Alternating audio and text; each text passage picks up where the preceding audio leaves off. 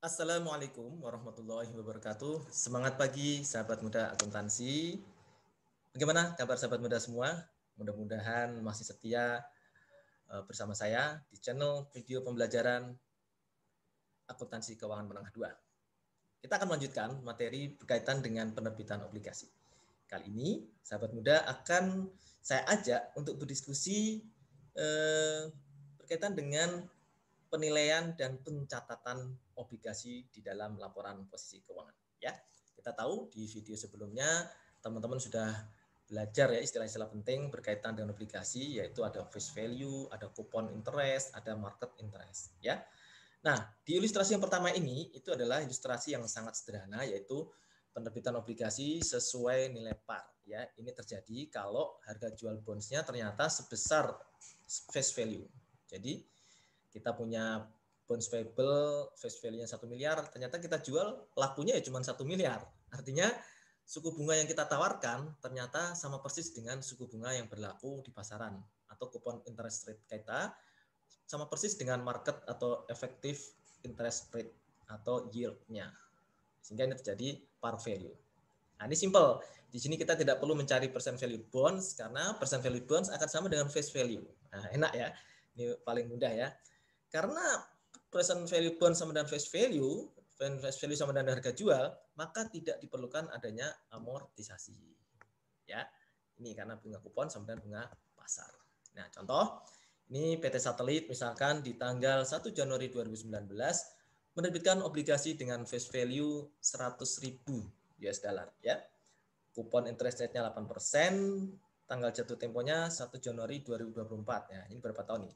Dari 1 Januari 2019 ke 1 Januari 2024. Nah, betul sekali. 5 tahun. Ya.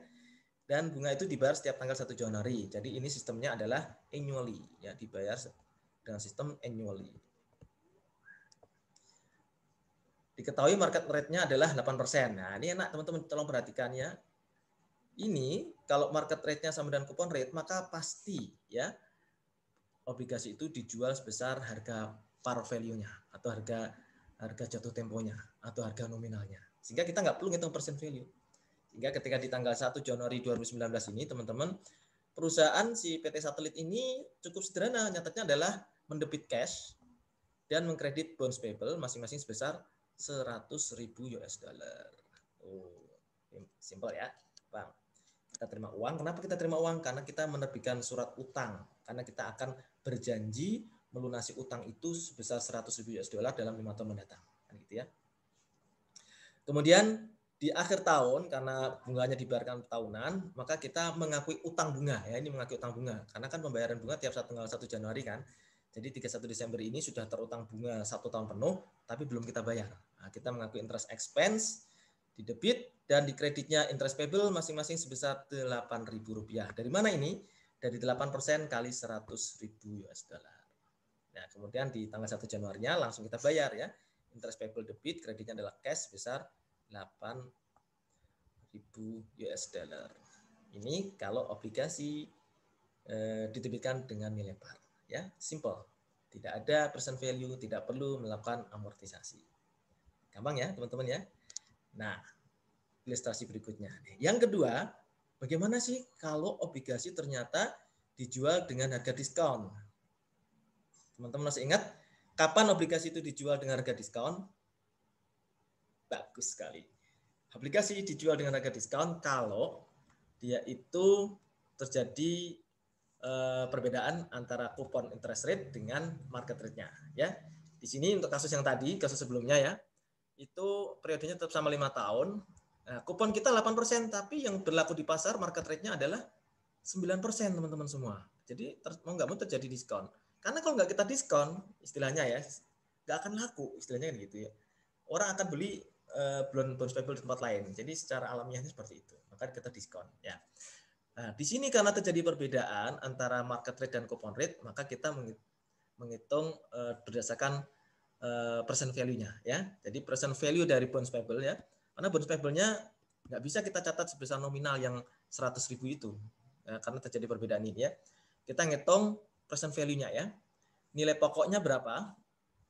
Nilai pokoknya 100.000 dan bunganya dibayar tahunan ya. Kebetulan ini bunganya adalah contoh bunga tahunan di sini ya. Tahunan ya, sebesar 8.000 ini dari mana? Dari kupon rate dikalikan dengan face value. Jadi ingat ya teman-teman, jangan keliru ya. Pada untuk menghitung tingkat suku bunga atau menghitung nilai bunga yang dibayarkan perusahaan adalah merupakan perkalian antara kupon rate dengan face value atau nilai nominal. Jangan dikalikan dengan market rate-nya. Itu kalau bunga yang akan kita bayarkan.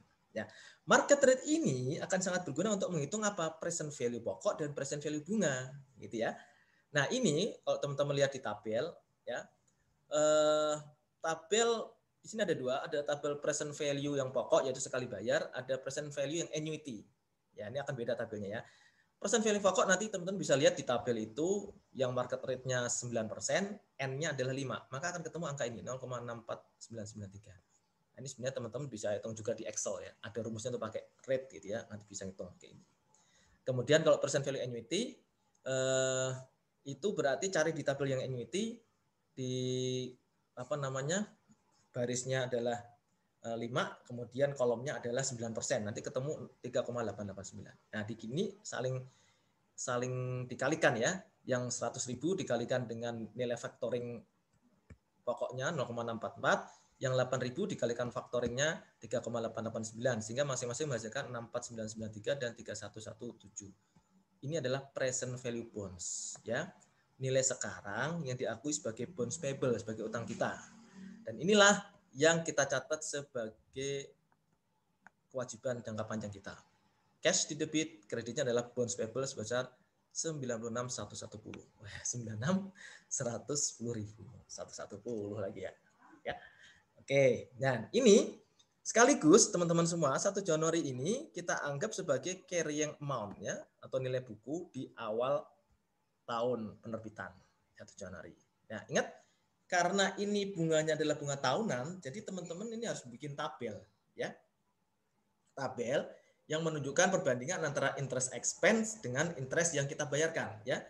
Interest expense-nya itu ini, yang di kolom ini, itu adalah perkalian dari carrying amount yang di kolom paling akhir dengan 9%. Jadi angka-angka yang ada di kolom interest expense ini berasal dari 9%, yaitu market rate-nya, dikalikan dengan carrying amount masing-masing tahun. Gitu ya, teman-teman ya. Nah, menghasilkan angka-angka yang di sini nanti. Oke. Sementara kalau cash paid atau uang yang kita bayarkan untuk pembayaran bunga, itu nilainya pasti tetap. Karena sebesar apa?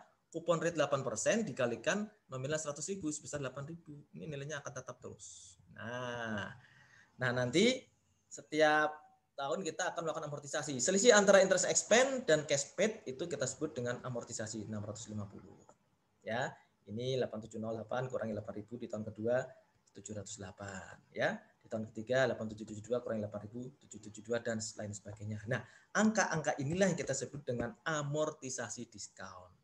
Namun demikian, ini bukan berarti kita akui sebagai beban amortisasi, tapi kita akui sebagai apa sini penambahan nilai bonds karena dia bonds payable dengan harga diskon. Ya, di sini kita ngakui bonds payable-nya ada penambahan 650. Kemudian interest payable-nya selalu berdasarkan kupon rate-nya 8% kali 100.000. Nah, interest expense adalah ini ya. Hasil dari perkalian 9% kali carrying amount di awal tahun ya, 96.110.000. Nah, ini ya, selalu ada selisih antara interest expense dengan interest payable, selisihnya menjadi penambah bonds payable dan itu mencerminkan adanya amortisasi diskon. Ya. Kemudian sebelumnya di tanggal setelah itu ya di tanggal 1 Januari 2020 kita akan membayar interest payable-nya 8.000, cash-nya adalah 8.000. Jadi ini ya. Nanti ayat jurnal seperti ini akan dibuat terus ya di tiap akhir tahun dan di awal tahun berikutnya ya. Yang membedakan nanti angkanya ya. Nanti di tahun taruhlah di tahun ini kan tahun 31 Desember 2019 ya. Nanti di tahun 2020 31 Desember 2020 ya. Maka berarti kan yang dipakai angka 1 Januari 2021 ya. Maka interest expense-nya nanti 8708 ya. Cash-nya interest payable-nya 8.000, selisihnya 708 menjadi penambah bonus payable berikutnya. Gitu. Nanti begitu seterusnya ya teman-teman semua ya. Nah, ini cara kita menghitung amortisasi diskon di mana tarif bunganya dibayarkan secara annual, secara tahunan. Ya. Bagaimana kalau bunganya dibayarkan secara semi annual, secara semesteran? Nah, nanti akan teman-teman bisa saksikan di video edukasi berikutnya. Salam sehat, tetap semangat, dan Assalamualaikum warahmatullahi wabarakatuh.